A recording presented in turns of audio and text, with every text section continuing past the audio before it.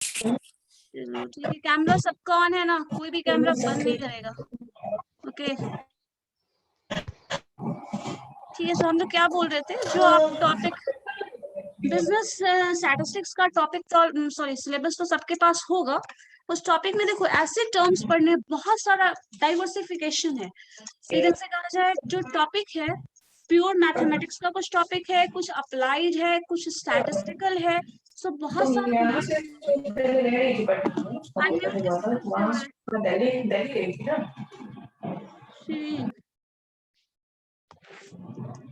है? ठीक है, तो उसमें बहुत सारा मर्ज किया हुआ है। जैसे देखो शुरुआत में आपके पास जो टॉपिक पढ़ना है वो सेट थ्योरी का है। I think set theory almost सबने पढ़ा होगा। अगर सिलेबस देखें, सब लोग म्यूट कर दीजिए, आप लोग की तरफ से डिस्टरबेंस नहीं आना चाहिए। कुछ पूछना हो तो अनम्यूट करो फिर पूछो, ठीक है। सो देखिए बिजनेस मैथमेटिक्स का मैं पहले सिलेबस आपको बता देती हूँ। 2 पार्ट में पढ़ना है, ठीक है। फर्स्ट पार्ट में पार्ट ए और बी में ब्रेक कर लो। फर्स्ट पार्ट में आप पूरा का पूरा स्टैटिस्टिकल टर्म्स पढ़ोगे। उस स्टैटिस्टिकल टर्म्स में एक टर्म इंक्लूडेड है दैट इज सेट थ्योरी, जो ऑलमोस्ट सब लोग पढ़े होंगे। सेट थ्योरी का कुछ बेसिक कॉन्सेप्ट है जो यूज होता है फर्दर, और उसका सिर्फ कॉन्सेप्ट हमें चाहिए। बहुत ज्यादा डीप में हमें ये नहीं पढ़ना है, मतलब उसके प्रॉब्लम सॉल्व नहीं करने हैं, ठीक है। सिर्फ ये जानना है what kind of set is there, universal set क्या है, इंटरसेक्शन क्या है, यूनियन क्या है। सो ये सारे टर्म्स को हमें समझना है बस। बहुत ज्यादा उसका यूज हम नहीं करेंगे। इस जो सेट का आप यहाँ पढ़ोगे सेट थ्योरी, उसका यूज होगा इसी पोर्शन का लास्ट टॉपिक होगा प्रोबेबिलिटी डिस्ट्रीब्यूशन। सो डिस्ट्रीब्यूशन जो टर्म आता है उस सेट ऑफ कलेक्शन जो होता है, उस कलेक्शन के बेसिस हम प्रोबेबिलिटी निकालते हैं एंड देन डिस्ट्रीब्यूशन होता है। सो ये जो पार्ट ए है इसमें 2 चीज पढ़ना है। एक है जनरल स्टैट्स सेट थ्योरी, इसको बस एज ए कॉन्सेप्ट समझ लो।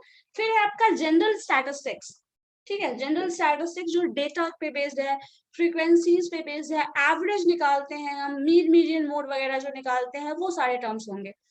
इसका दूसरा सेक्शन है और बहुत इंपॉर्टेंट पोर्शन है, that is probability distribution. So concept of probability यहाँ बहुत ही ज्यादा जरूरी है, क्योंकि ये प्रोबेबिलिटी का 2 स्टेप आगे समझ लो है। एक तो प्रोबेबिलिटी हमें पढ़ना है, उसका बेसिक कॉन्सेप्ट जानना है, देन उस प्रोबेबिलिटी को कैसे डिस्ट्रीब्यूट किया है। प्रोबेबिलिटी जो है वो डिफरेंट सेगमेंट्स में डिवाइडेड है, उसका डिफरेंट टाइप्स ऑफ डिस्ट्रीब्यूशन हम पढ़ने वाले हैं। जैसे इसमें डिस्ट्रीब्यूशन में आपको कुछ बेसिक डिस्ट्रीब्यूशन है, बाइनोमियल डिस्ट्रीब्यूशन, तो आपको यहाँ पे समझना पड़ेगा what is binomial. So mathematics अगर आपका है तो आपने तो पढ़ा होगा, बाइनोमियल डिस्ट्रीब्यूशन भी पढ़ा होगा। बाइनोमियल थ्योरम के बेसिस पे जो आप एक्सपैंड करके लाते हैं। और बहुत सारे लोग ऐसे होंगे जिनका मैथमेटिक्स नहीं है। जिनका मैथमेटिक्स है वो मुझे हैंड रेज करिए तो बोलो, ऑनलाइन में जो लोग हैं, जस्ट रेज योर हैंड। नहीं है किसी का? ओके, कॉमर्स बैकग्राउंड के कितने लोग हैं? Amrit, just turn on your camera. Commerce, okay, commerce में है प्रत्युष एंड नैन्सी। ओके ठीक है। और कितने लोग, और जो भी बाकी का पोर्शन क्या है, मैनेजमेंट, मैनेजमेंट के कितने लोग हैं? ओके, बिट्टू कुमार, आकृति, अमृत। कैमरा ऑन करने के लिए मैंने कहा है अमृत। अमृत कैमरा ऑन करिए।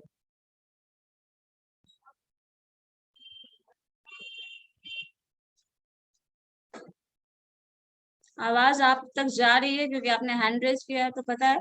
आप कैमरा ऑन करो।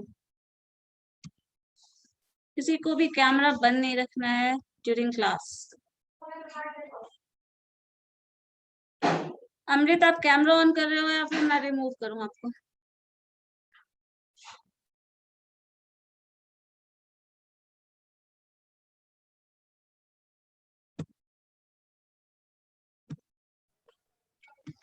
ठीक है, देखो अब इसमें है क्या, जिन लोगों का कॉमर्स है उनको थोड़ा बहुत स्टैटिस्टिक्स का तो आइडिया होगा ही। स्टैटिस्टिक्स का आइडिया है? क्या पढ़ा था स्टैटिस्टिक्स में, बताएंगे कुछ? स्टैटिस्टिक्स में मीन मीडियन मोड, ओके, और उसके बाद ये डिस्ट्रीब्यूशन वगैरह, सॉरी, पॉलीगॉन, डाटा इंटरप्रिटेशन, हाँ, और कुछ जो पोर्शन आपने कवर किया है, और कोई कुछ इससे डिफरेंट पढ़ा है? रेंज वगैरह, रेंज, रेंज पढ़ा है, ठीक है। कोरिलेशन पढ़ा है, यस, कोरिलेशन भी पढ़ा है। तो ऑलमोस्ट जितने लोग हैं सबका कॉमर्स जिनका है वो तो वो वाला सेक्शन भी पढ़े हो, चलो ठीक है, तब आपको पता है ऑलमोस्ट। अब देखो, पहले मैं ये बता देती हूँ, फिर आपको बताती हूँ क्या क्या रिलेशन है सारे टॉपिक में। सो सबसे पहले सेट थ्योरी यूज होगा, जिसका बस आपको कॉन्सेप्ट चाहिए। डेटा इसलिए जरूरी है क्योंकि आप मार्केटिंग कर रहे हैं, मैनेजमेंट कर रहे हैं, पीजीडीएम का जो कोर्स है उसमें देखिए मार्केटिंग मैनेजमेंट हमें कहीं ना कहीं इसी तरह को देखना है और उसको अपॉर्चुनिटी कहीं ना कहीं समझना है। तो होता क्या है, जो भी चीज अभी प्रेजेंट एज में हमें मिलने वाला है मार्केट में, वो सारा कुछ मैथमेटिकल फैक्ट्स, डेटा को रिप्रेजेंट किया गया जाता है ग्राफिकली, जो कि बहुत सारे केस में, मान लो अगर आप सपोज आपके क्लास के स्टूडेंट का मार्क्स लिखा हुआ और कुछ रैंडम में पूरे पेज में ऐसे 50 मार्क्स 60 मार्क्स ऐसा कुछ भरा हुआ हो, तो आप कुछ इससे इंटरप्रेट नहीं कर पाएंगे, कुछ रिजल्ट एनालाइज नहीं कर पाएंगे और बता भी नहीं सकते कि ऑलमोस्ट इसका मतलब क्या है और क्या हम इससे कुछ कंक्लूड कर पा भी पा रहे हैं या नहीं। तो इसीलिए क्या किया जाता है, उसको सीक्वेंशियली, जो अभी प्रेजेंट एज में, जैसे मान लीजिए किसी कंपनी का रिकॉर्ड ही है, अगर हम किसी कंपनी का रिकॉर्ड देख रहे हैं तो ग्रोथ होता है, मान लो इतना करोड़ अभी का है प्रेजेंट, उसका शेयर अभी उसका इंक्रीमेंट हो रहा है, 2 साल में क्या हुआ, बैक गया, आगे क्या क्या ग्रोथ का हमें देखना है कि किस तरह का ग्राफ फॉलो कर रहा है, आगे क्या उसका कंडीशन होने वाला है। तो ये सब चीजें देखने के लिए हम लोगों को ग्राफिकल रिप्रेजेंटेशन बहुत जरूरी होता है। तो जनरल स्टैटिस्टिक्स में अगर देखो तो सबसे पहला स्टेप जो होता है वो ग्राफिकल रिप्रेजेंटेशन होता है। सो ग्राफिकल रिप्रेजेंटेशन करने के बाद ये होता है कि बहुत लोगों को जिनका बेसिकली अगर मैथमेटिक्स बैकग्राउंड नहीं है तो वो ऐसे ग्राफ देख के उसको कुछ हद तक समझ सकते हैं कि क्या इंक्रीज हो रहा है। जैसे मान लो कोविड का केस था, अभी कोविड वाला केस है, सबने देखा है, किसी को नहीं पता था क्या रिकॉर्ड एग्जैक्टली, और मैथमेटिकल फैक्ट्स इन बिहार में इतना है, पटना में ऐसा रेट है, ये है वैसा दिया लगेगा, बहुत सारा लिखा हुआ होगा, तो हो सकता है आप उसको पढ़े भी ना और उसमें इंटरेस्ट भी ना ले। सो उसको इंटरेस्टिंग बनाने के लिए उसका हमेशा डायग्रामेटिक रिप्रेजेंटेशन किया जाता है, जो जिसको मैथमेटिकल फैक्ट्स बिल्कुल समझ में नहीं आते वो भी समझ सकता है कि ग्राफ अगर मान लो ऐसे इंक्रीज हो रहा है तो कहीं ना कहीं इंक्रीमेंट हो रहा है, फिर डाउनवर्ड जा रहा है, तो अब केसेस डिक्रीज हो रहा है। सो ये हम इंटरप्रेट कर सकते हैं बाय ग्राफिकल रिप्रेजेंटेशन। तो जो हमारे पास नंबर ऑफ डेटा है उसको हम ग्राफिकली रिप्रेजेंट करते हैं, ये जनरल स्टैट्स का फर्स्ट स्टेप होता है। अब इसके बाद क्या होता है, जो जनरल स्टैट्स में आपने जो कुछ रिप्रेजेंटेशन किया है उसके बाद आपने मीन मीडियन मोड वगैरह पढ़ा होगा, तो ये ऐसे तो ग्राफिकली हम कुछ देख रहे हैं बट मैथमेटिकल फैक्ट्स के टर्म में हम कुछ कंक्लूजन नहीं निकाल पा रहे। ये दिख रहा है ये ऐसा रेशियो जा रहा है, इस तरह से इंक्रीमेंट हो रहा है, फिर डिक्रीज हो रहा है, तो ये हमें समझ में आ रहा है, लेकिन ऑन द एवरेज इसका वैल्यूज क्या है, वो किसको हम इंक्रीमेंट माने या फिर कंसिडर करें, डिक्रीमेंट कंसिडर करें, या फिर क्या है, जो रेट था वही चल रहा है। इसको एक और एग्जांपल से तुम समझ सकते हो, किसी वेंडर का, मान लीजिए कोई सब्जी वाला है और वो अलग अलग प्लेसेस पे स्टॉल लगा के सब्जी सेल कर रहा है, तो अब उसके में मान लो अगर आप उससे पूछते हो आपका इनकम क्या है, आपकी सैलरी क्या है, तो सैलरी तो उसको मिलती नहीं है, हर दिन अलग अलग उसका पेमेंट होता है, हर दिन उसका इनकम अलग अलग है। तो अगर आपसे पूछा जाए या फिर आपको बताना हो या फिर उससे भी पूछोगे तो आप ये पूछोगे व्हाट इज योर सैलरी, तो वो बताने में कैपेबल नहीं है क्योंकि वो डिफरेंट डिफरेंट है। अब उसमें बताओ कि उसका टोटल इनकम अगर मंथ का हम जानना चाहें तो कैसे कंक्लूड करेंगे, कैसे पता करेंगे, हर दिन का इनकम जोड़ेंगे, टोटल अगर 30 डेज का डे है तो 30 से डिवाइड कर लो, जो आ रहा है एवरेज, जो मीन आ रहा है वो उसका average salary for a day होगा, ठीक है, और टोटल अगर आप जोड़ देते हो total income of the month हो जाएगा। तो यहाँ पे वो ये नहीं बता सकता कि उसका टोटल मंथली इनकम क्या है, वो ये बता सकता है कि ऑन द एवरेज वो कितना डेली अर्न कर लेता है। ये समझ में आ रहा है क्यों यूज करते हैं हम अर्थमेटिक मीन? ऑनलाइन में सबको समझ में आ रहा है? कुछ कंफ्यूजन हो आप पूछो, ठीक है। सो ये फर्स्ट बेसिक यूज है जहां फिक्स कुछ भी नहीं है। तो अब यहाँ पे मान लीजिए नंबर ऑफ केसेस यहाँ पे डिफरेंट है, हर जगह डिफरेंट डिफरेंट है और सबको जोड़ दे रहे हैं, तो ऑन द एवरेज इस मंथ का, सपोज अक्टूबर अगर हम तो ऑन द एवरेज कोविड के कितने पर्सन कितने केसेस थे वो हम जान सकते हैं। क्योंकि हर चीज, हर वैल्यू, हर जो कोई भी पर्टिकुलर नंबर है वो हर प्लेस पे चेंज हो रहा है। हर सिचुएशन में, मान लो साल पहले ये था, हर कल ऐसा सिचुएशन था, आज ऐसा सिचुएशन है। सपोज आप कॉलेज ही आ रहे हैं अगर घर से, तो हो सकता है किसी दिन आपका एक्सपेंस कम हो, किसी दिन ज्यादा हो। ऑन द एवरेज ऐसा एक्सपेंस आपको मिलता होगा अकॉर्डिंगली कुछ पॉकेट मनी सपोज। तो वो चीज क्या है, on the average he work करेगी, कभी भी आप उसमें फिक्स अमाउंट नहीं कंसिडर कर सकते। मान लो पता चल गया अभी आप एक दिन आ रहे हो तो उसका रेंट कुछ और दिया, कुछ और फेयर लगा, दूसरे दिन आए तो कुछ और लग सकता है, ऐसा हो सकता है। और अगर ऐसा हुआ रूट चेंज कर लो, कुछ और आएगा, हो सकता है किसी दिन बहुत ज्यादा ऑटो नहीं चल रहा है तो ज्यादा पैसे ले ले। फिर ये सब चीज जो है वो हमेशा वेरिएबल की तरह काम करता है। और मार्केट भी जो है फ्लक्चुएशन का सेंटर है, ठीक है। कभी भी वो फिक्स रेट से सीरियली नहीं चलेगा, एक सिंपल फ्लो करके नहीं जाने वाला है। तो हमेशा वहां पे क्या होगा, फ्लक्चुएशन।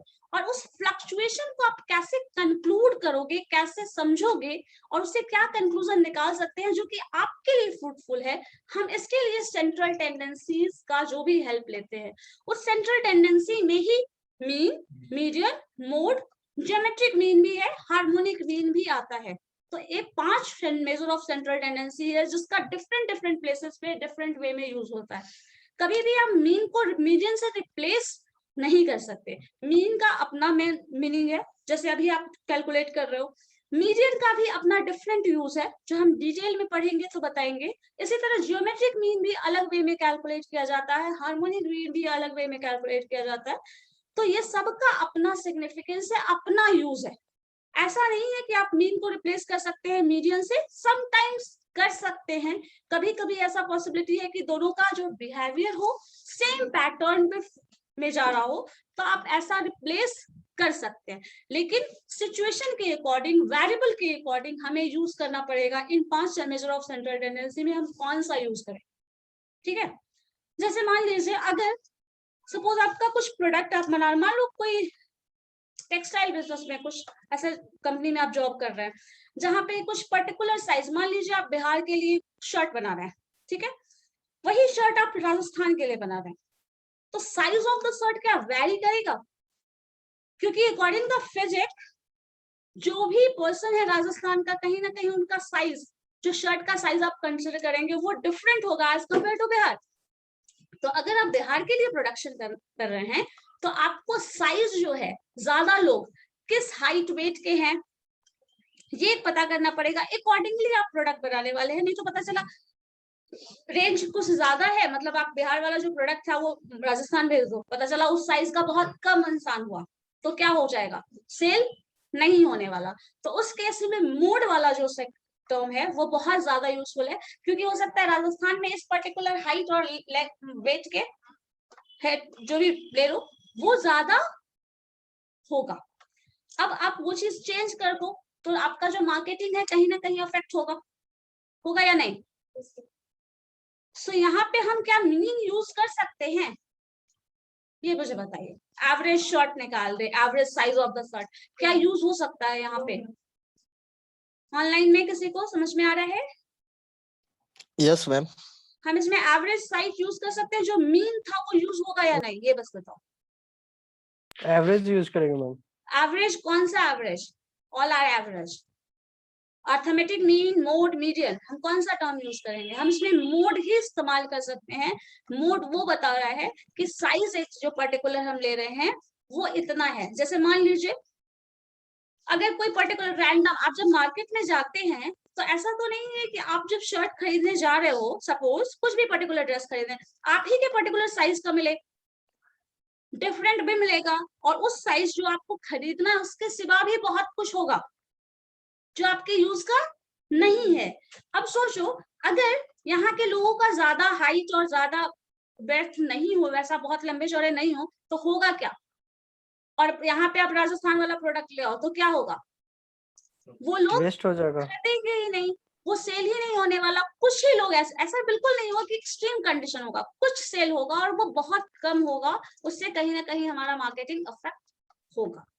इसीलिए यहाँ पे हम अगर एवरेज ले लें, एक 6 फीट का इंसान है, एक 4 फीट का है, एक 5 फीट का है, तो हम एवरेज ले लें और उसके हिसाब से चल दें, तो ये यहाँ पे पॉसिबल बिल्कुल नहीं है। तो इसलिए जो मार्केटिंग का कंडीशन, जो भी कंडीशन या जो भी यूज है, क्या हम स्टडी कर रहे हैं उस पर डिपेंड करता है हम कौन सा measure of central tendency consider करेंगे, whether that is mean, median, mode और ज्योमेट्रिक मीन और हार्मोनिक मीन, कुछ भी हो सकता है। ठीक है, क्लियर है ये मेजर ऑफ सेंट्रल टेंडेंसी का जो बात मैंने समझाया? कोई डाउट है तो बताओ, है कोई डाउट? यस और नो? नो या यस? साइलेंस को हम क्या समझे? No ma'am, No, ma'am. Not at all. No, ma'am. अब इसके बाद देखिए, कुछ आपने पढ़ा होगा, मेजर ऑफ वेरिएशन भी पढ़ा होगा। मेजर ऑफ सेंट्रल टेंडेंसी एक टॉपिक है, उसके बाद जनरल स्टैट्स में ही आता है मेजर ऑफ वेरिएशन। उसमें हम लोग स्टैंडर्ड डेविएशन, अगर सिलेबस होगा, आप लोग के पास सिलेबस है क्या? सिलेबस नहीं है? No, ma'am. अभी syllabus नहीं है। एक मिनट में शेयर कर देती हूँ, अकॉर्डिंगली देखते समझते चलते। म्यूट कर दीजिए जिनकी तरफ से डिस्टरबेंस आ रहा है।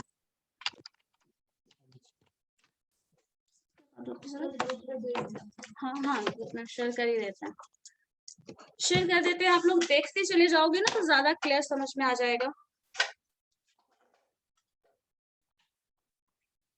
क्योंकि जो जो टॉपिक कवर करना है आप सीक्वेंशियली देखते जाओ और एक दूसरे से कैसे रिलेटेड है। अगर ये चीज समझ में अच्छे से आ गया ना तो बाद में आपका जो भी प्रॉब्लम होगा वो भी बहुत आराम से क्लियर होता चला जाएगा।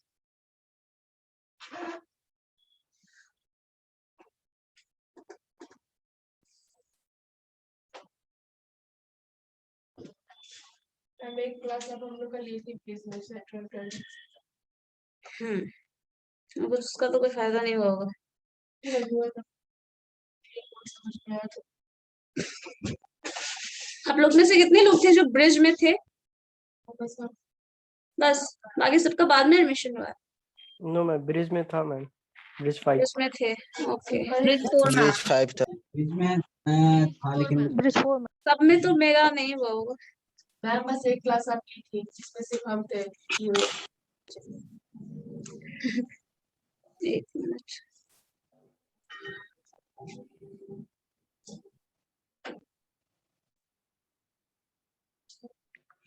क्या टफ लग रहा है? स्टैट्स पढ़ के कभी पढ़े नहीं है ना, बस सुने हैं ना।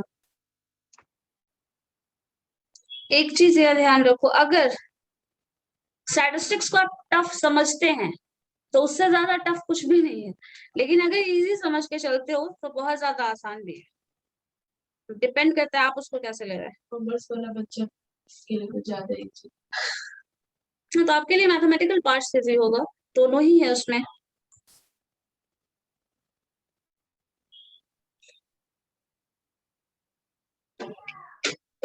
आप भी मैथ समझते हैं?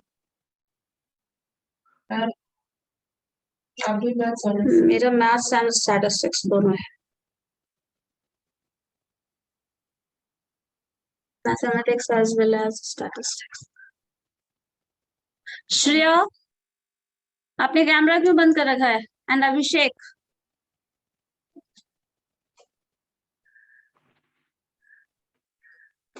अच्छा ये मैं बाद में शेयर करूँ, कॉम्प्लिकेटेड हो जा रहा है,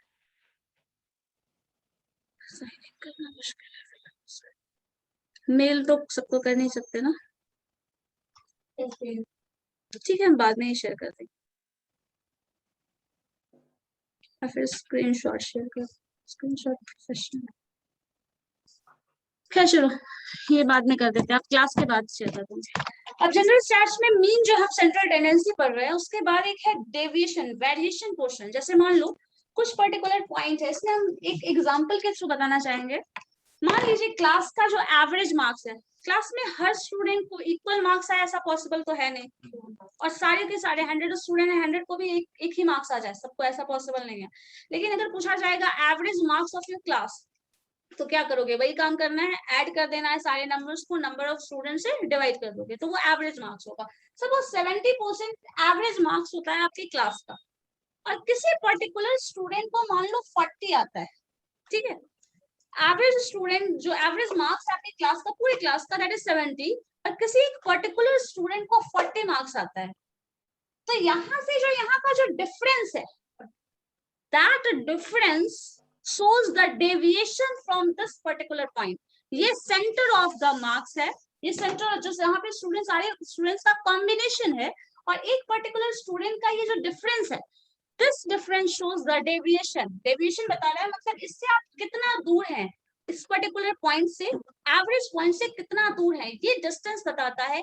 deviation from the central tendency.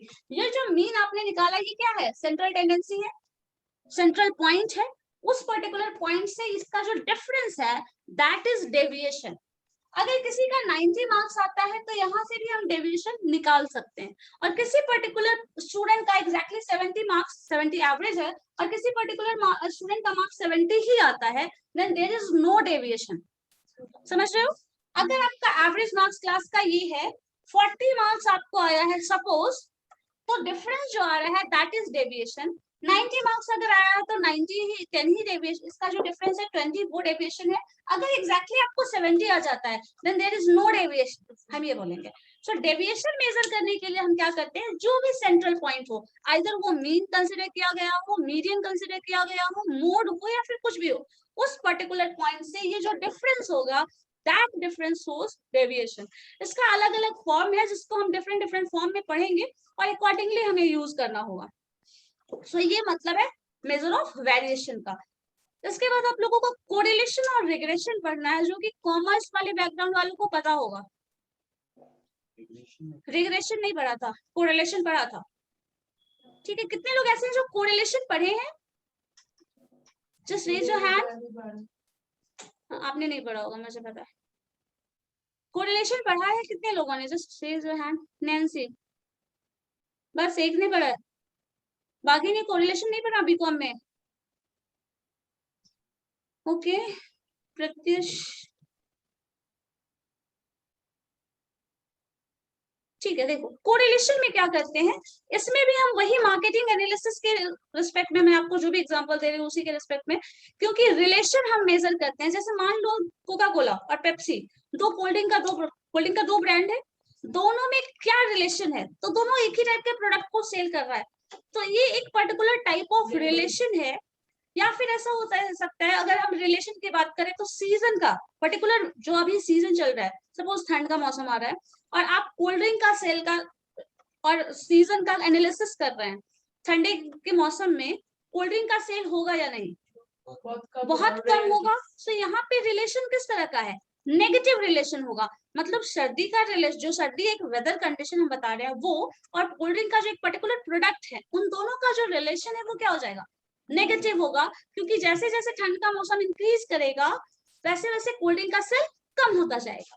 इसी तरह अगर वुलन क्लॉथ का ले तो जैसे जैसे सर्दी का मौसम इंक्रीज करेगा वैसे वैसे वुलन क्लॉथ का जो सेल होगा वो इंक्रीज होगा. तो there is a positive relation between the sale of woollen cloth and winter. और अगर इसी को कोल्ड ड्रिंक से कंपेयर करें then that is negative relation. So अगर दोनों सेम डायरेक्शन में प्रोसीड कर रहा है देन कोरिलेशन, हम relation between the two variables, whether condition हम देख रहे हैं, वेदर देख रहे हैं, और दूसरा प्रोडक्ट का सेल देख रहे हैं, तो ये रिलेशन बता रहा है एक टाइप ऑफ पॉजिटिव रिलेशन और दूसरा टाइप ऑफ नेगेटिव रिलेशन. अब इसके बेसिस पे कहीं ना कहीं मार्केटिंग डिसीजन अफेक्ट होगा या नहीं? होगा या नहीं? ऑनलाइन स्टूडेंट्स आप लोगों से पूछना पड़ता है. तो ये चीज बस उसको समझने के लिए हम लोग इसका भी इस्तेमाल करते हैं. कोरिलेशन एक बहुत इंपॉर्टेंट टॉपिक हो जाता है मार्केटिंग की कंडीशन में, नहीं हर कंडीशन में. कोरिलेशन आप बिटवीन टू स्टूडेंट्स भी निकाल सकते हैं. सपोज अगर पॉजिटिव रिलेशन है, फ्रेंडशिप है, there is a positive relation. अगर चलता है बिल्कुल अपोजिट डायरेक्शन में, एक उत्तर जाएगा एक दक्षिण जाएगा, तो ऐसा कंडीशन है तो there is a negative relation. So आप इसको पर्सनल लाइफ में भी अगर यूज देखें तो इसका भी है मार्केटिंग के लिए. तो आप जैसा एग्जांपल समझ में आता है, जिस फील्ड के आपको बेटर ऑप्शन है उसी फील्ड का एग्जांपल रखो. कुछ समझ में नहीं आता, सबसे बेसिक एग्जांपल लो. जैसे आपके घर में अगर मान लीजिए भाई बहन है, सब में अगर अच्छा से बनता है, पॉजिटिव रिलेशन है, बोल सकते हैं. अगर दोनों लड़ते झगड़ते रहते हो, नेगेटिव रिलेशन है, बोल सकते हैं. सो कोरिलेशन बता रहा है a type of relation, whether that is positive there is negative. ऐसा भी हो सकता है देयर इज नो रिलेशन. मान लीजिए IQ और ब्यूटी का अगर हम रिलेशन देखें तो हो सकता है there is no relation. Management और IT का रिलेशन देखें तो हो सकता है there is very less relation और tending to zero relation. So ऐसे टर्म्स भी होंगे जहां पे रिलेशन बिल्कुल भी नहीं होगा, so there is zero correlation या फिर देयर इज नो रिलेशन, ये बोला जा सकता है। So either positive relation, negative relation और देयर इज नो रिलेशन, ये भी हो सकता है। सो ये जनरल स्टैट्स का ये सारा पार्ट है। सेट थ्योरी ये तो ऑल मिस्ट्री सबसेट का ये है। जनरल स्टैट्स में जो आपको करना है मीन, मीडियन मोड्स मतलब central tendency, measure of variation, then range, correlation, ये सारा कुछ आएगा। ठीक है, क्लियर है ये इतना टॉपिक? जो जो मैंने बताया उसमें अगर कुछ भी कंफ्यूजिंग अभी भी लगता है देन प्लीज टेल मी। तो मैम नहीं, No, ma'am. All clear. Okay No, ma'am. चलो ठीक है। अब यहाँ तक ये जनरल स्टैट्स का पोर्शन, उसी में रिग्रेशन, कोरिलेशन के बाद रिग्रेशन टॉपिक आता है। जो कोरिलेशन अगर अच्छे से समझ लोगे तो फिर रिग्रेशन समझ में आएगा। वो अभी बहुत ज्यादा, क्योंकि वो रिग्रेशन मतलब किसी चीज टू रिग्रेस बैक समथिंग ऐसा कुछ होता है, बट वो जब तक कोरिलेशन अच्छे से समझ में नहीं आएगा तो रिग्रेशन वाला समझ में नहीं आएगा। एक उसी टाइप का रिलेशन है, बस ये चीज समझना है। ठीक है, देन जनरल स्टैट्स का पोर्शन ऑलमोस्ट कवर हो जाता है। उसके बाद आता है probability distribution. So probability distribution को अच्छे से समझने के लिए सबसे पहला पॉइंट ये क्लियर होना चाहिए, व्हाट इज प्रोबेबिलिटी। सो अगर हम प्रोबेबिलिटी समझ रहे हैं, प्रोबेबिलिटी के बेसिस पे डिसीजंस ले रहे हैं, then we can understand what is probability distribution. Head और टेल तो चलो सबका एग्जांपल पता होगा। कोई ऐसे भी जो हेड और टेल का एग्जांपल नहीं समझे हो? उधर डिस्टेंस उसमें देखो, उस पे होगा। ठीक है, सो प्रोबेबिलिटी अगर समझ में आता है, कोई ऐसे है जिसको प्रोबेबिलिटी का कॉन्सेप्ट क्लियर नहीं है थोड़ा बहुत भी, बिल्कुल what is probability and all? बस हेड और टेल से लगता है। कोई भी ऐसा है? एक आपको नहीं आ रहा, और बाकी लोगों को समझ में आता है या नहीं? Yes, ma'am. समझ में आ रहा है, कुछ लोगों को नहीं आ रहा है। देखो, प्रोबेबिलिटी का मतलब ये है, कभी भी प्रोबेबिलिटी का कॉन्सेप्ट वहां आता है जहां कुछ भी सर्टेन ना हो। जहां अनसर्टेनिटी होगी प्रोबेबिलिटी वही और वही इंक्लूड होगा, मतलब वही उसका यूज ही है। जहां सर्टेन है वहां कुछ भी प्रोबेबिलिटी का कॉन्सेप्ट की बात ही नहीं करेंगे।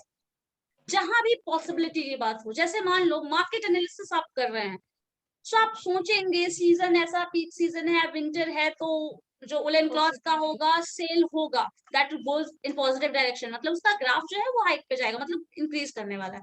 ऐसा आप सोच रहे हैं और ऐसा हो सकता है। So there is a chance only कि ऐसा होगा। आप 100% श्योरिटी के साथ बोल सकते हैं ऐसा होगा। एग्जाम मान लो देने वाले हो, पास करोगे फेल करोगे, मोर और लेस आपको पता होता है एग्जाम में आप क्या करने वाले हो, बट 100% श्योरिटी के साथ कोई बोल सकता नहीं हम पास ही करने वाले हैं, फेल ही करने वाले हैं, बिकॉज एग्जाम दे दिया है तो ये आप बता सकते हैं, बट आपने एग्जाम दिया ही नहीं है। सपोज मैंने कॉइन टॉस किया, सबसे बेसिक एग्जांपल है, कॉइन टॉस कर रहे हैं, कॉइन टॉस करने के बाद तो रिजल्ट आ जाएगा। कॉइन टॉस करने के पहले हम ये सोच रहे हैं कि अगर हम कॉइन टॉस करेंगे तो क्या रिजल्ट आएगा। कोई ये बता सकता है कि क्या रिजल्ट आने वाला है विथ 100% सर्टेनिटी? कोई बता सकता है? No, ma'am. Probability बता हो सकते। सकती है। क्योंकि आपको पता है जब आपके पास कॉइन टॉस कर रहे हो तो या तो हेड आएगा या तो टेल आएगा, यही दो पॉसिबिलिटी है। और किसी एक के आने की प्रोबेबिलिटी ऑफ हेड जो है दैट इज इक्वल टू होता है इन दोनों में एक कॉम्बिनेशन 1, क्योंकि हेड सिर्फ एक में है, एक ही हेड है तो एक ही एक आ सकता है, कितनों में? 2 में आएगा। सो 1/2 is the probability of coming head जब आप एक कॉइन टॉस कर रहे हैं। ये सिर्फ प्रोबेबिलिटी है, मतलब आपने अभी तक कॉइन टॉस नहीं किया है और आपको ये प्रोबेबिलिटी पता है। अगर आपने कॉइन टॉस कर लिया देन तो रिजल्ट ही आ जाएगा, उसके बाद की बात नहीं करेंगे। हम पहले की बात कर रहे हैं, कॉइन टॉस करने के पहले प्रोबेबिलिटी ऑफ कमिंग हेड क्या होगा, दैट इज 1/2। मतलब हम कुछ ऐसा कर रहे हैं जिसका फ्यूचर हमें नहीं पता और हम उसको बैठ के एस्टिमेट कर रहे हैं कि ऐसा हो सकता है। सपोज अगर डाइस थ्रो कर रहे हैं तो प्रोबेबिलिटी ऑफ कमिंग 6 क्या होगा? 1/6। बताओ, कोई बता सकता है ऑनलाइन? अगर डाइस थ्रो कर रहे हैं तो प्रोबेबिलिटी ऑफ कमिंग 6 क्या होगा? 1/6। 6 टोटल ऑप्शंस है आपके पास। नंबर जो होता है, लूडो खेलते हो तो 1 2 3 4 ऐसा कुछ लिखा होता है ना, 5 6। तो ये 6 पॉसिबल केसेस है 6 पॉसिबल केसेस हैं। इस 6 पॉसिबल केसेस में सिर्फ 6 का आने का क्या होगा प्रोबेबिलिटी? ओनली कितने 6 है? One. सिर्फ एक ही फेस में आएगा, सो 1 आउट ऑफ 6। तो ये प्रोबेबिलिटी होती है। जैसे मान लो एग्जाम देने वाले हो, पास और फेल का प्रोबेबिलिटी पूछा जाए, क्या होगा? सक्सेस और फेलियर क्या होगा? प्रोबेबिलिटी ऑफ फेलियर पूछा जाए तो वो भी 1/2 है, और प्रोबेबिलिटी ऑफ सक्सेस पूछा जाए तो वो भी 1/2 ही है। 1/2। सो ये हमें प्रोबेबिलिटी, अब देखो प्रोबेबिलिटी जो है वो हम यूज कहाँ करते हैं? जहां भी संभावना है, जहां भी possibility of for future I am asking, कोई भी प्रोबेबिलिटी, अगर प्रोबेबिलिटी की बात करें, सपोज आज बारिश होगी या नहीं, हो जाए तब तो बात ही खत्म, होगी या नहीं ये आप प्रिडिक्ट कर रहे हैं, एक्सपेक्ट कर रहे हैं, तो ये फ्यूचर में होगा।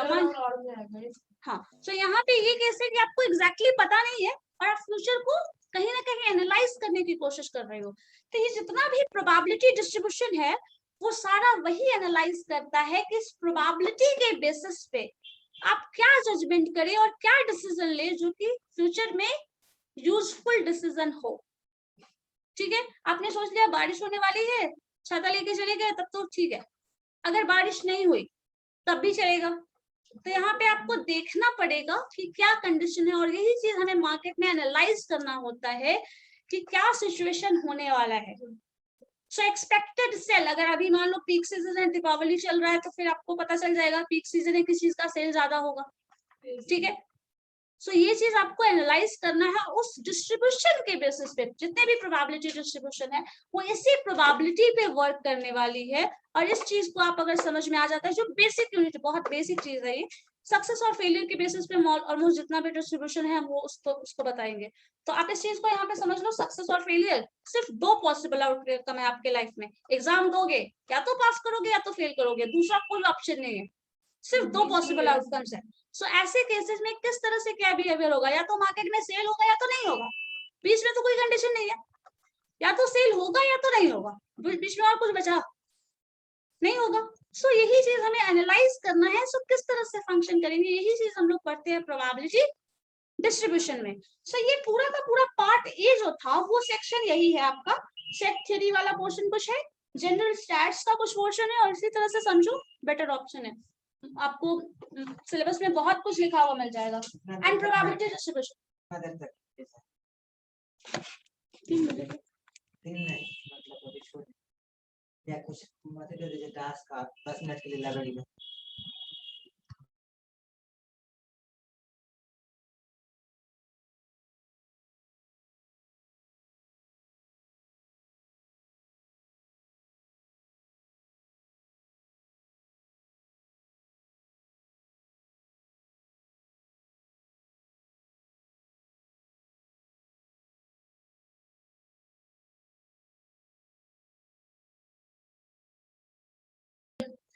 प्रोबेबिलिटी जिनको समझ में आता है, कुछ एग्जांपल्स इसका बनाइए, फिर हम 2 मिनट का ब्रेक देते हैं।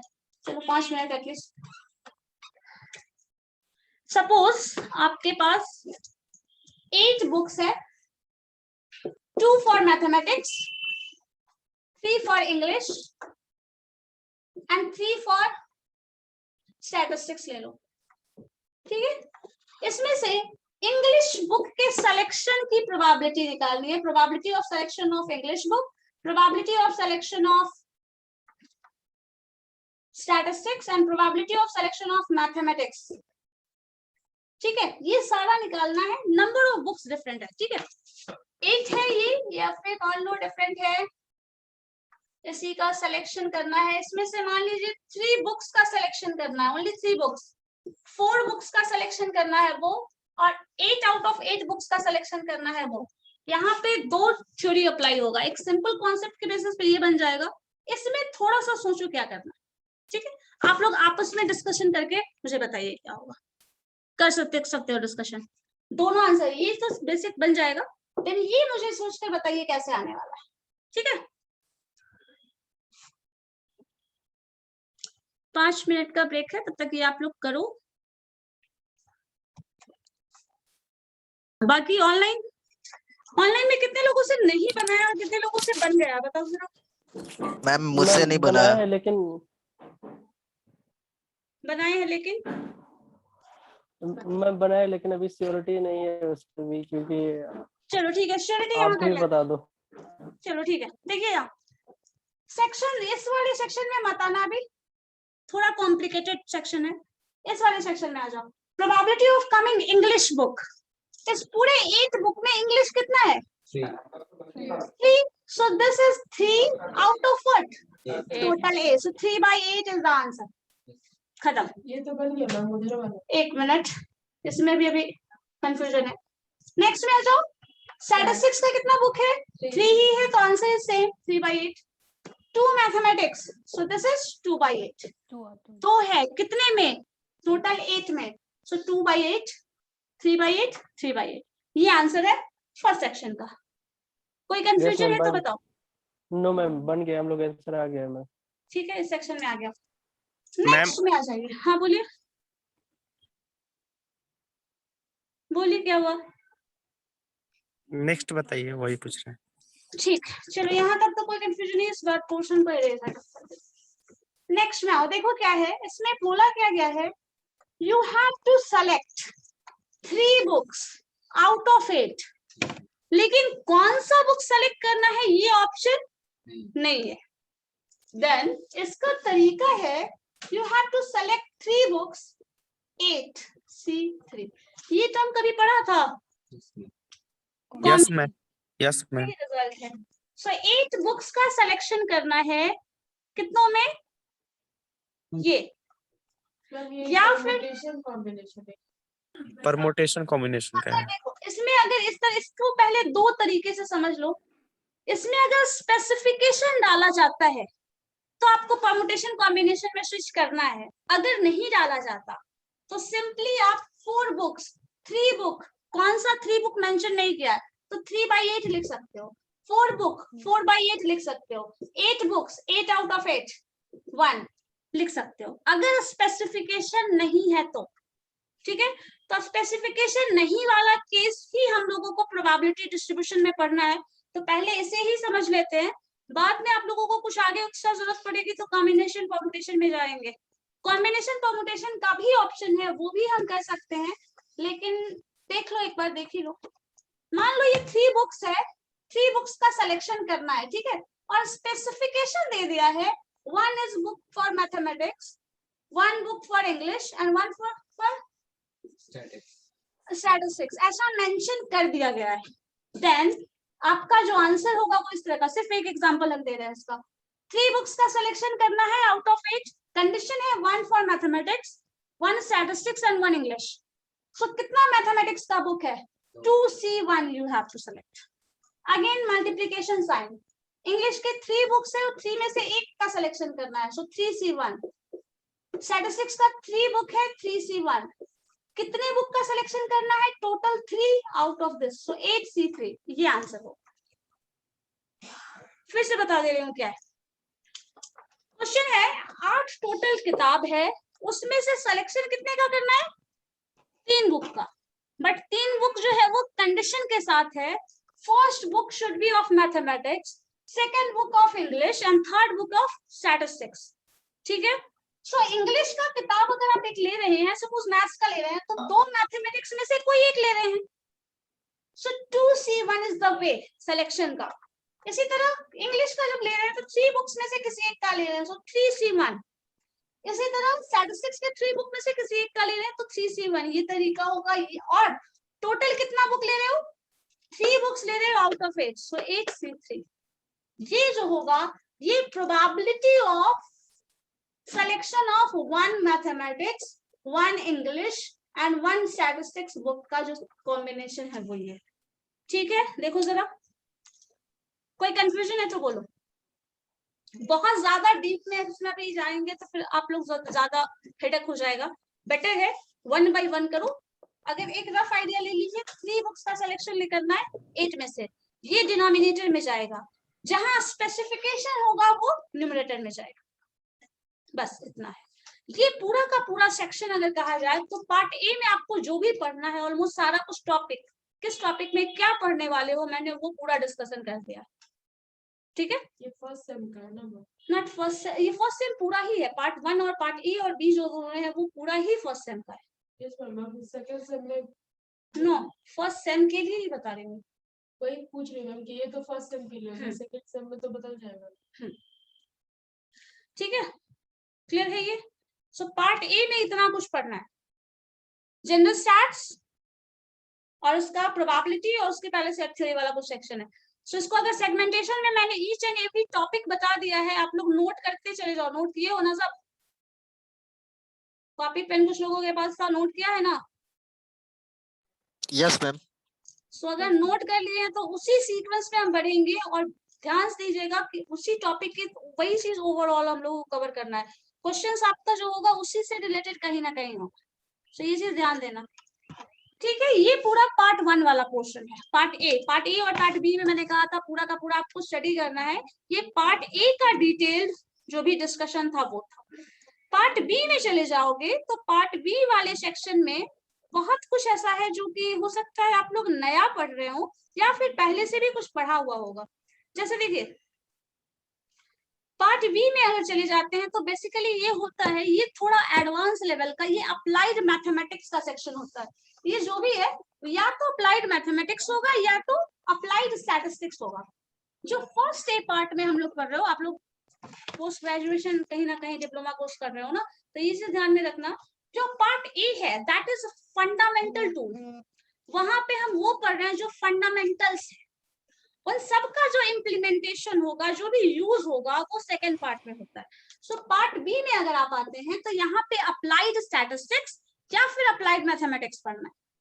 अप्लाइड स्टैटिस्टिक्स और मैथमेटिक्स में आप लीनियर प्रोग्रामिंग, हो सकता है बहुत लोग लीनियर प्रोग्रामिंग पढ़े हो, सो लीनियर प्रोग्रामिंग पढ़ना है। इसमें हम लोगों को शुरुआत में कोई बात नहीं, पढ़ना ही है। अभी एक टर्म है जो कि है ऑपरेशन रिसर्च, ये है अप्लाइड स्टैटिस्टिक्स और मैथमेटिक्स में भी है। किस यूनिवर्सिटी से पढ़े हो? ऑपरेशन रिसर्च नहीं था? नहीं होगा, ऑपरेशन रिसर्च है। कभी कभी वो स्पेशल पेपर होता है, कभी कैलकुलस ये सबसे ज्यादा क्वेश्चन आया था। क्वेश्चन एग्जाम की बात नहीं कर रही हूँ, सिलेबस में वो ऑपरेशन रिसर्च है। ठीक है, लीनियर प्रोग्रामिंग ऑपरेशन रिसर्च है। एक डिसीजन थ्योरी है जो कि कहीं ना कहीं हम लोग को यूज करना होता है, वो ऑपरेशन रिसर्च की बेसिस पे ही पढ़ते हैं। और एक है क्यूइंग थ्योरी। क्यूइंग थ्योरी जो हम लोग कहीं जाते हो, पेट्रोल पंप पे, बैंक में काम करने जा रहे हैं, मतलब मान लीजिए पैसा निकालना है, कुछ ऐसा है, तो आप सर्विस के लिए जा रहे हैं तो क्या है, क्यू लगा होता है, लंबा लाइन। सपोज आपने एडमिशन के लिए हुआ तो लंबा क्यू होगा, एक क्यू एक पर्टिकुलर प्रोसेस के थ्रू आपको जाना है। सो क्यू कैसे फॉर्म होता है? जैसे पेट्रोल पंप पे हो सकता है, एटीएम कार्ड में, अभी शॉप में भी बहुत ज्यादा बिजी है तो वहां भी क्यू फॉर्म हो सकता है बिलिंग के लिए। सो इस तरह का जो भी क्यू फॉर्म होता है, हाँ, जो लाइन में आप खड़े रहते हैं पेट्रोल पंप पे, एटीएम, जहाँ एटीएम सर्विस के लिए जाते हैं, बहुत सारा ऐसा प्लेस मिलेगा जहाँ पे आप क्यू कार सर्विस के लिए जा रहे हो, तो सीक्वेंस में एक पर्टिकुलर, जैसे जो पहले आया वो फर्स्ट कम फर्स्ट सर्विस वाला केस होगा। सो ये वहां पे क्यूइंग थ्योरी वाला केस होता है। इसी के बेसिस पे कुछ डिसीजंस लेते हैं, वो डिसीजन थ्योरी। तो ये सब थोड़ा कॉम्प्लेक्स पोर्शन है और ये स्टैटिस्टिकल पोर्शन ज्यादा है मैथमेटिकल से। सो जो आप पढ़ोगे, हो सकता है बहुत कुछ इसमें से इसका प्योर जो फंडामेंटल थिंग्स है वो नहीं जानते, बस कुछ पर्टिकुलर पॉइंट के बेसिस पे इसको ये बनाया जाए। जैसे क्यूइंग थ्योरी खुद ही सोचो, पहले कोई क्यों, जैसे टोकन कटता है वो भी हाँ, जहां भी, तो ये क्यों सोचो ना, इमेजिन करो ये कैसे आया होगा। जब आप बहुत ज्यादा सर्विस के लिए कहीं खड़े हैं, जहीं बहुत ज्यादा भीड़ हुई होगी, तभी तो ये एप्लीकेशन कहीं ना कहीं सोचा गया होगा। अब बहुत ज्यादा लोग आ रहे हैं, आप लाइन में पेट्रोल पंप पे खड़े हैं, तब आप सोचेंगे कि यहाँ पे एक लाइन बन रहा है, तो ये कैसे बिहेव करता है, ये क्यों, ये जानने के लिए हम क्यूइंग थ्योरी कहीं ना कहीं पढ़ेंगे। तो ये अप्लाइड चीज है, ये कभी भी फंडामेंटल रिसर्च टाइप का नहीं होगा। जैसे एबीसी हम पढ़ते हैं, that is a fundamental thing. इसे ए फॉर एप्पल जो पढ़ रहे हैं वो फंडामेंटल चीज है, लेकिन ये जो हो रहा है ये एप्लीकेशन के बेसिस पे ये चीज नया कुछ इनोवेट हुआ है। सो इस पूरे पोर्शन को कहीं ना कहीं से ये अप्लाइड स्टैटिस्टिक्स है। लीनियर प्रोग्रामिंग का जो टॉपिक पढ़ने वाले हैं वो भी अप्लाइड होगा, ऑपरेशन रिसर्च है वो भी अप्लाइड फील्ड है, डिसीजन थ्योरी और क्यूइंग थ्योरी जो कुछ भी है ये अप्लाइड रिसर्च है। तो इसको आपको पढ़ने के लिए फंडामेंटल वाला जब सब कुछ अच्छे से समझ में आ जाता है, देन आप इसका एप्लीकेशन बेस्ड पढ़ेंगे तो वो ज्यादा क्लियर होगा। What my point? सो यही हमारा स्ट्रेटजी होगा। पहले आप पूरा फंडामेंटल समझ लें, देन हम लोग अप्लाइड वाला सेक्शन करेंगे। और ये जो है ये प्रैक्टिकल यूज के लिए ज्यादा यूजफुल है, वो हमारा फंडामेंटल बेस बनाएगा जो पार्ट ए वाला सेक्शन हम पढ़ रहे हैं, और ये जो होगा वो यूज बताएगा किस तरह से क्या थी। बहुत कुछ नॉलेज है आपको, लेकिन उसका यूज करके ही कुछ करेंगे। तो ये जैसे मान लीजिए आप बहुत सारे कोर्सेज हैं, आपने पीजीडीएम सेलेक्ट किया, तो एक डिसीजन के थ्रू एक पर्टिकुलर थॉट प्रोसेस जो भी आपका नॉलेज है उसके बेसिस पे डिसीजन लिया, तो kind of decision theory is that. So ये चीज जब हमारे पास बहुत सारा इंफॉर्मेशन हो, इन टर्म्स ऑफ डेटा हो, इन टर्म्स ऑफ जो भी एक्सपीरियंस हो, बहुत सारा कुछ नॉलेज हमारे पास होता है। मैक्सिमम केस में हम बात करते हैं in terms of data, knowledge जो अभी की बात करते हैं वो इन टर्म्स ऑफ डेटा होता है। उन डेटा के बेसिस पे आप डिसीजन थ्योरी ले रहे हैं। बहुत लोग कर रहे हैं, बहुत लोगों का प्लेसमेंट हुआ है, बहुत लोगों को जॉब मिल गया है, ऐसा कुछ अगर हम देख के उसके बेसिस पे डिसीजन ले रहे हैं तो it is a kind of decision theory. ठीक है, तो ये सारा कुछ है वो अप्लाइड फील्ड है। तो अप्लाइड फील्ड को जब फंडामेंटल अच्छे से समझ में आओगे तो उस फंडामेंटल यूज का जो भी आप पढ़े हैं उसका नॉलेज यूज करके आप डिसीजन थ्योरी पे या फिर पूरे अप्लाइड मैथमेटिक्स और स्टैटिस्टिक्स पे आएंगे। It is a part of statistics and mathematics also. ठीक है, लेकिन बेसिकली अगर कहा जाए इसका ओरिजिन तो ये स्टैटिस्टिकल है, बट उसका ओरिजिन स्टैटिस्टिक्स का ओरिजिन मैथमेटिक्स है। So this is closely related with mathematics as well as statistics, जो कि हम लोग सीक्वेंसली 1 by 1 पढ़ेंगे। आई थिंक मेरी बात अब तक की समझ में आ गई है, बताओ।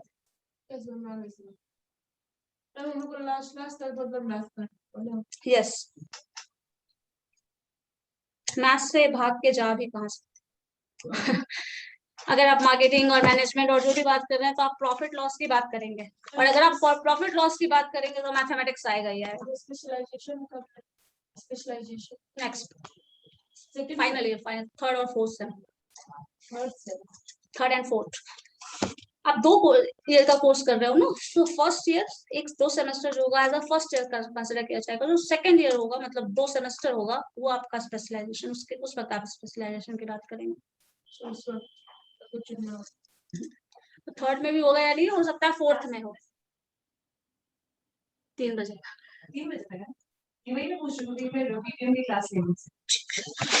ठीक है, तो अभी तक यही से अब हमें पढ़ना है। तो ये इसके अकॉर्डिंग अपना थोड़ा माइंड मेकअप बना लीजिए। जितना कुछ मैंने बताया है शुरुआत वहीं से करेंगे। मैम सेंड कर दीजिएगा क्या करेंगे? सिलेबस।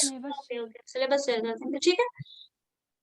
और जो भी होगा आप आगे पढ़ेंगे अकॉर्डिंगली, जैसा जैसा डाउट होता चला जाएगा पूछते चले जाना। कभी भी क्वेश्चंस एक्यूमुलेट करके सारा डाउट एक बार मत पूछना, ठीक है। अगर यूनिट खत्म हो रहा है तो सारा डाउट उस यूनिट के खत्म होते होते क्लियर कर लीजिए।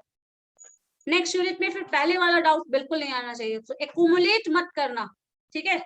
सब एक बार सीक्वेंशली जैसे कर रहे हैं वैसे ही खत्म करते चले। चलो ठीक है फिर, okay then, thank you. Attendance ma'am. Just wait